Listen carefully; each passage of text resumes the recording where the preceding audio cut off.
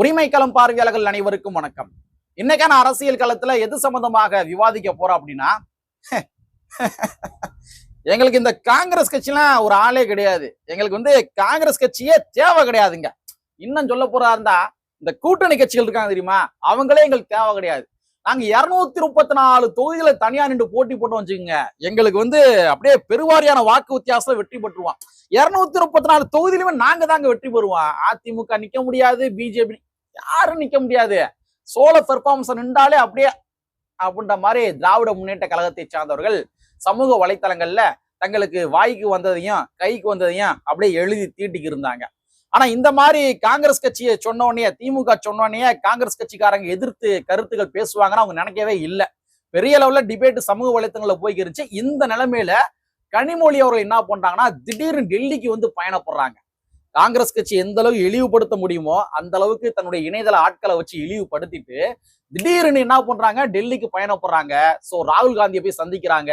So ராகுல் காந்தி அவர்களை சந்தித்த அந்த பயணம் என்பது சக்சஸா முடிஞ்சா இல்ல தோல்வியில முடிஞ்சா, அடுத்த அரசியல் களத்துல என்ன நடக்கும், எதுக்காக இவங்க போனாங்க அப்படின்றத இந்த காணொலியில கொஞ்சம் டீட்டெயிலா பாத்திரலாம்.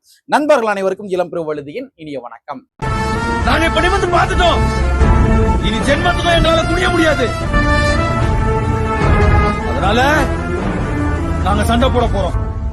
திராவிட முன்னேற்ற கழகத்தினுடைய கனிமொழி அவர்கள் நேற்றைய தினத்துல டெல்லிக்கு பயணப்படுறாங்க. டெல்லிக்கு போய் ராகுல் காந்தி அவர்களை போய் சந்திக்கிறாங்க. தொகுதி பங்கீடு பேச்சுவார்த்தை சம்பந்தமாக தான் டெல்லிக்கு போயிருக்கிறாங்க. ஆனா தமிழ்நாட்டுல ஒரு குடுமிப்பிடி சண்டை மாதிரி தான் காங்கிரஸ் கட்சிக்கும் திராவிட முன்னேற்ற கழகத்துக்கும் ஒரு குடுமிப்பிடி சண்டை மாதிரி போய்க்கிருக்குது. நாங்களாம் இல்லாம எவனும் வெற்றி பெற முடியாரா அப்படின்ற மாதிரி டிக்ளேர் பண்ணிக்கிட்டாங்க திராவிட முன்னேற்ற கழகத்தை சார்ந்தவர்கள். ஆனா இந்த மாதிரிலாம் ஒரு வீரவசனம், ஒரு பஞ்ச் டயலாக்லாம் பேசி எதுக்காக டெல்லிக்கு போனாங்க இவங்க? அதுக்கான காரணம் இருக்குது. என்ன காரணம் அப்படின்னா, ஒரு 3 நாட்களாக தமிழ்நாட்டினுடைய அரசியல் களத்துல என்ன சம்பவம் நடந்து இருக்கு அதை நம்ம கொஞ்சம் டீகோடிங் பண்ணணும். ஒண்ணு கிடையாதுங்க, உங்களுக்கு தெரிஞ்ச விஷயம் தான். மதுரை மாவட்டத்துல கோ தளபதி என்று சொல்லப்படுகின்ற ஒரு எம்எல்ஏ இருக்கிறாரு, திராவிட முன்னேற்ற கழகத்தினுடைய எம்எல்ஏ அவர்கள். அவர் என்ன பண்றாருன்னா, மொழிப்போர் தியாகிகள் சம்பந்தமாக ஒரு மேடையில பேசுறப்ப இவங்கெல்லாம் அதிகாரம் கேட்கிறாங்க. காங்கிரஸ் கட்சி கேட்டது ஒன்னே ஒண்ணுதான், அதிகாரம் தருவீங்களா மாட்டீங்களா. அந்த மாதிரி அதிகாரம் தருவீங்களா மாட்டீங்களா கேட்டதுக்கு இவங்கெல்லாம் அதிகாரம் கேட்கிறாங்க. யாரு? மாணிக் தாக்கூரும் ஜோதிமணி தான். இவங்களுக்குலாம் அடுத்து சீட்டே கொடுக்க கூடாது. இந்த மாதிரி காங்கிரஸ் கட்சியை எந்த அளவுக்கு தரம் தாழ்ந்து ஒருமையில் பேச முடியுமோ அந்த அளவுக்கு தரம் தாழ்ந்து ஒருமையில் பேசினார் திராவிட முன்னேற்ற கழகத்தினுடைய கோ தளபதி அவர்கள். அதாவது ஒரு கட்சியினுடைய சுயமரியாதையை சீண்டும் விதமாக கோ தளபதி அவர்கள் பேசினார். இது கண்டிப்பான முறையில தமிழ்நாட்டில் இருக்கிற ஒவ்வொரு ஜனநாயகவாதிகளும் கண்டிச்சுதான் ஆகணும். ஒரு ஜனநாயக ரீதியா விமர்சனம் பண்ணா பரவாயில்ல. இவங்க இதுல முட்டு வேற கொடுக்குறாங்க. தமிழ்நாட்டில் இருக்கிற சில போலி பெரியாரசும் சரி, திராவிட முன்னேற்ற கழகத்தினுடைய இணையதள அடியாட்களும் என்ன பண்றாங்க, முட்டு வேற கொடுக்குறாங்க. இல்லங்க, இது ஒரு மதுரை பாசங்க. இவங்க இதெல்லாம் மதுரை பாசங்க. ஏன் இவங்கன்னு சொல்லி திராவிட முன்னேற்ற கழகத்தினுடைய முக்கியமான பொறுப்பாளர்கள் சொல்லி எழுதுங்க பார்ப்போம், பேசுங்க பார்ப்போம். பேசுவீங்களா? அப்ப இந்த மாதிரி காங்கிரஸ் கட்சியினுடைய சுயமரியாதையை சீண்டும் விதமாக பேசின உடனே நம்ம அமிதாப் பாபாக்கே கோவம் வந்துருச்சு அப்படின்ற மாதிரி திராவிட முன்னேற்ற கழகத்தினுடைய ஆதரவாளர் செல்வ பெருந்தையா அவர்களே என்ன பண்ணிருக்காருன்னா, கடுப்பாய் என்ன பண்ணா ஒரு ட்வீட்டை போட்டாப்புல. அதாவது தளபதி அவர்கள் மேல திராவிட முன்னேற்ற கழகத்தினுடைய தலைவர் முதலமைச்சர் அவர்கள் நடவடிக்கை எடுத்தாகணுங்க அப்படின்ற மாதிரி செல்வ பெருந்தை அவர்களே கருத்து போட்டாரு.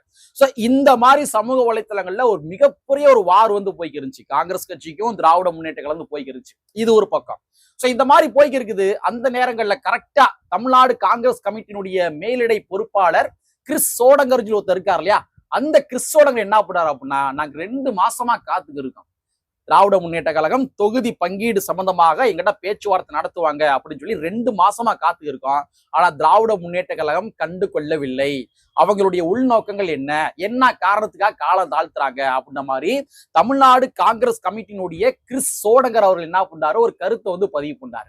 சோ இந்த மாதிரி கருத்தை பதிவு பண்ண உடனே எங்க தமிழ்நாடு காங்கிரஸ் கமிட்டி வேறொரு முடிவை எடுத்துருவாங்களோ அப்படின்னு சொல்லி உடனடியாக டெல்லிக்கு பயணப்படுகின்றார் நம்ம கனிமொழி அவர்கள். சோ டெல்லிக்கு பயணப்பட்டதற்கு இது மட்டும் காரணம் கிடையாது, இன்னொரு காரணம் இருக்குது. என்ன காரணம் தெரியுமா? அதாவது 2-3 நாட்களுக்கு முன்பாக திராவிட முன்னேற்ற கழகம் தஞ்சாவூர்ல என்ன பண்றாங்க, ஒரு மகளிர் அணி மாநாடு போடுறாங்க. சோ அந்த மாநாடு நடைபெற்று கொண்டிருக்கும் பொழுதே திராவிட முன்னேற்ற கழகத்தினுடைய சன் நியூஸ் தொலைக்காட்சி இருக்காங்க தெரியுமா, அவங்க வந்து ஒரு நியூஸ் கார்டு போடுறாங்க. அந்த நியூஸ் கார்டுல என்ன சொல்றாங்க அப்படின்னா, அதாவது இந்த 2026 தேர்தல் என்பது என்டிஏ கூட்டணிக்கும் தமிழ்நாட்டுக்கும் தான் போட்டி அப்படின்னு சொல்லி பதிவு பண்றாங்க. இதை முதலமைச்சர் அவர்களே பதிவு பண்றாரு. இந்த 2026 தேர்தல் என்பது என்டிஏ கூட்டணிக்கும் தமிழ்நாட்டுக்கும் இடையிலான போட்டி அப்படின்னு சொல்றாரு. அவர் அந்த இடத்துல இந்தியா கூட்டணி அப்படின்றத அவர் மென்ஷன் பண்ணவில்லை. அப்ப இந்தியா கூட்டணியுடைய தலைமை யாரு அகில இந்திய லெவல்ல? அது காங்கிரஸ் கட்சி. அப்ப காங்கிரஸ் கட்சியை புறக்கணிக்கும் விதமாகத்தான் மாண்புமிகு முதலமைச்சருடைய பேச்சு வந்து இருக்குது. இந்த மாதிரி செய்திகள் எல்லாத்தையுமே கனெக்ட் பண்ணி தான் இது வேலைக்காகாது, திமுக வந்து காங்கிரஸை கலட்டி விடுவதற்கு வேலை பார்க்க ஆரம்பிச்சிருச்சு, நம்ம விடக்கூடாதுடா, நம்ம எவ்வளவுதான் வந்து பணிந்து போக முடியுமா அப்படின்ற மாதிரி காங்கிரஸ் கட்சியினுடைய ஒவ்வொரு தொண்டர்களுமே தளபதி அவர்களுக்கு எதிர்வினை ஆற்றும் விதமாக திராவிட முன்னேற்ற கழகத்தினுடைய அத்தனை போதாமைகளையுமே சமூக வலைத்தளங்களை போட்டு உடைக்க ஆரம்பிச்சிட்டாங்க.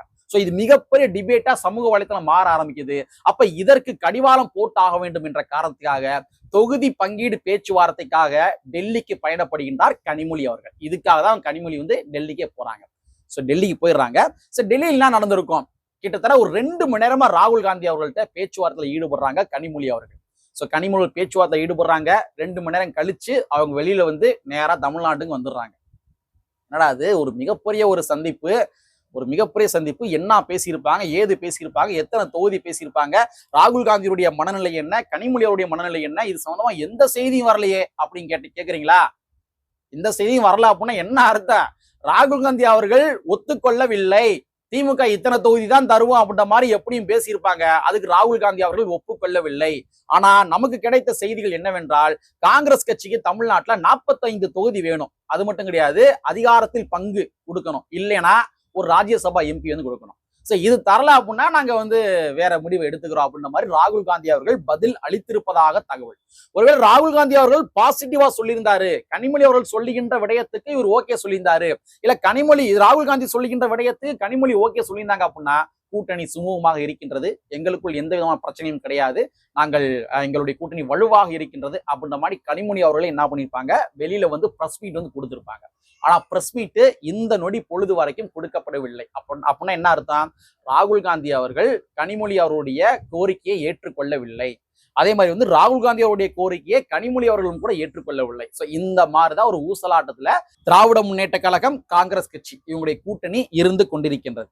சரி, தமிழ்நாட்டுல காங்கிரஸ் கட்சி எந்த அளவுக்கு அடிக்க முடியுமோ, எந்த அளவுக்கு டீகோடிங் பண்ண முடியுமோ, எந்த அளவுக்கு இந்த பராசக்தி திரைப்படத்தின் மூலமாக இழிவுபடுத்த முடியுமோ, இது எல்லாத்தையுமே செய்த திமுக எதற்காக மறுபடியும் போய் டெல்லியில போய் நிக்கணும்?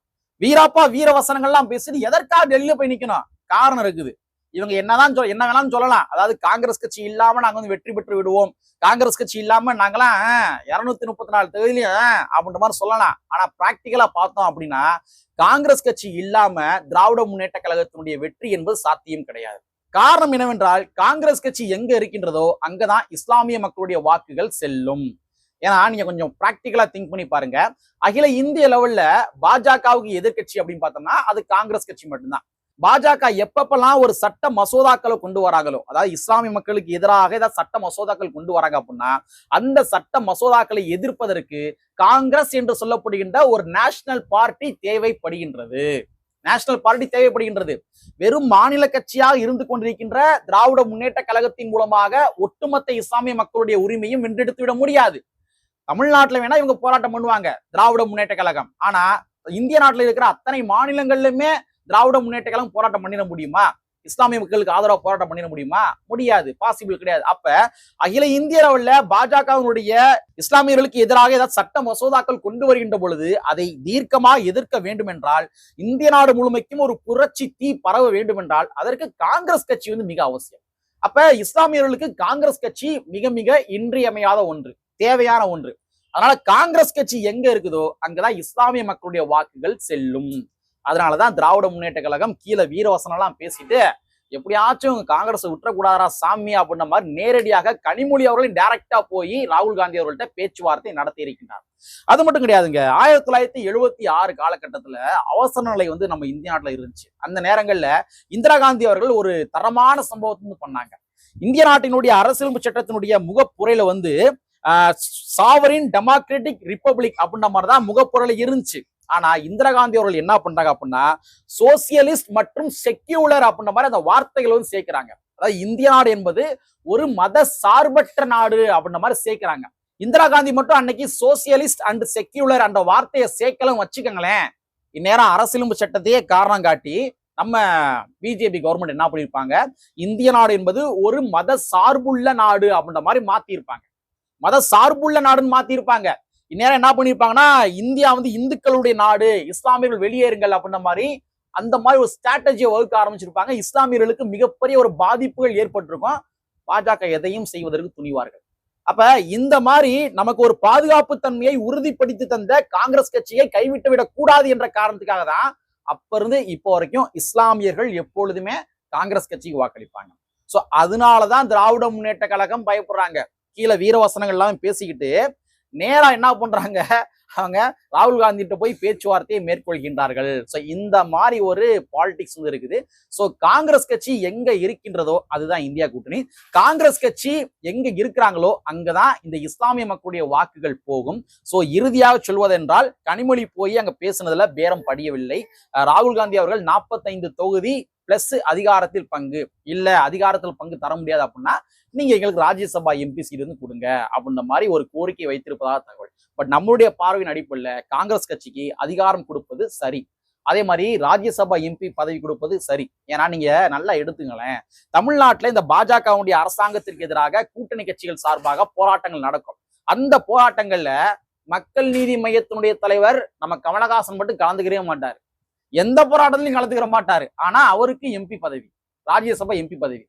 அப்ப களத்திலேயே இல்லாத ஒரு ஆளுக்கு எம்பி பதவி நீங்க கொடுக்குறீங்க அப்படின்னா, களத்துல கொஞ்ச நஞ்சமாச்சு காங்கிரஸ் கட்சி நிக்கிறாங்க இல்லையா, நேஷனல் லெவல்ல பிஜேபி எதிர்க்கிறாங்க இல்லையா, அப்ப அவங்களுக்காச்சும் நீங்க என்ன பண்ணணும், ராஜ்யசபா எம்பி கொடுப்பதுல தவறு கிடையாது என்பதனை கூறிக்கொண்டு, அரசியல் களத்துல எது வேண்டுமானாலும் எப்பொழுது வேண்டுமானாலும் எந்த நொடி பொழுது வேண்டுமானாலும் கடைசி நொடி பொழுது வேண்டுமானாலும் என்ன நடக்கலாம், அதுக்கு எல்லாருமே தயாராக இருங்கள் என்பதை கூறிக்கொண்டு, கற்பி ஒன்று செய் புரட்சி செய்ய புரட்சியாளர் அம்பேத்கருடைய வரியை கூறிக்கொண்டு நிறைவு செய்கின்றேன். நன்றி, வணக்கம்.